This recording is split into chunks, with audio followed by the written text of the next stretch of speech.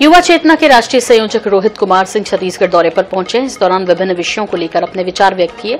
जहां राष्ट्रीय संयोजक ने कहा कि दुर्भाग्य रहा इस देश का कांग्रेस पार्टी लंबे समय तक सत्ता में रही। इसके अलावा भी युवा चेतना के राष्ट्रीय संयोजक ने कांग्रेस पर कई गंभीर आरोप लगाए। आगे उन्होंने और क्या कुछ कहा है आपको सुनवाते हैं। चेतना मंच के राष्ट्रीय संयोजक रोहित जी हमारे साथ है। सीधे उनसे चर्चा करेंगे कि आखिर देश में जो विभिन्न मुद्दे ज्वलित मुद्दों के रूप में उभर कर आ रहे हैं उनको लेकर उनकी क्या कुछ राय है और क्या कुछ प्रयास उनके द्वारा किए जा रहे हैं। सर, लगातार जो है छत्तीसगढ़ में कहे चाहे पूरे देश में कहे परिवारवाद जो है काफी हावी है, तो क्या स्थिति आपको अभी नजर आ रही है और क्या कुछ प्रयास आप लोग के द्वारा किया जा रहा है? 1947 से 77 तक 30 सालों तक कांग्रेस ने वन पार्टी डोमिनियन फेज के रूप में इस देश में राज किया।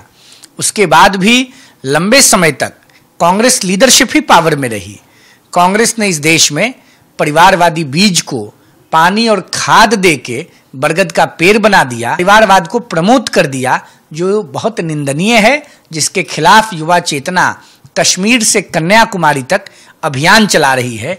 आम नौजवानों को संगठित कर हम देश के खोए हुए वैभव को पुनः स्थापित करने के लिए काम कर रहे हैं। सर, लगातार हमने देखा है कि युवा जो है आजकल अपनी मुख्य धारा से जो है विचलित होते हैं और धर्म और ये सारे चीजों को छोड़ते जा रहे हैं, तो ऐसे में युवाओं के लिए क्या कुछ प्रयास है? क्योंकि आप कश्मीर से कन्याकुमारी तक जो है यात्रा चला रहे हैं, इसी प्रकार से राहुल गांधी ने भी ये यात्रा की थी। देखिए, राहुल जी क्या यात्रा करेंगे? राहुल जी 5G नेता हैं, अपने परिवार की 5वीं पीढ़ी की रक्षा की लड़ाई लड़ रहे हैं। राहुल गांधी से देश के नौजवानों को कोई अपेक्षा नहीं है, क्योंकि राहुल गांधी जी ने देश के आम नौजवानों की उपेक्षा हमेशा की है। रही बात धर्म की रक्षा की, तो कांग्रेस पार्टी और मौजूदा विपक्ष ने तो आग में घी ही न डाला। हमेशा सनातन धर्म के खिलाफ, भारतीय संस्कृति और सभ्यता के खिलाफ काम करने का प्रयास किया, बल्कि काम किया।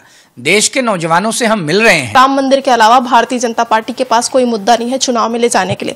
आप किस प्रकार से देखते हैं और क्या ये मुद्दे होंगे लोकसभा चुनाव में? राम जी के मंदिर के निर्माण की जब लड़ाई शुरू हुई, तब विपक्ष के लोग, कांग्रेस पार्टी के लोग खड़े रहे हाथ में लाठी डंडा लेके।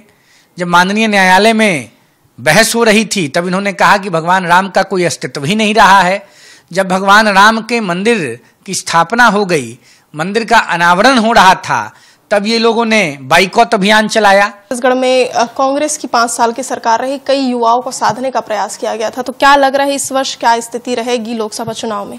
भूपेश बघेल जी की जो सरकार कांग्रेस की थी, भय, भूख, भ्रष्टाचार को बढ़ाने के पीछे बघेल साहब लगे रहे। सुना कि रोहित कुमार सिंह का क्या कुछ कहना है आने वाले समय में जिस प्रकार से लोकसभा चुनाव है, कई मुद्दे ज्वलित होंगे। इसके साथ ही भारत एक विश्व गुरु के रूप में उभर कर भी आएगा। अब देखने वाली बात है कि यह कब तक संभव हो पाता है। कैमरामैन अरुण के साथ दामिनी बंजारे, INS 24/7 रायपुर।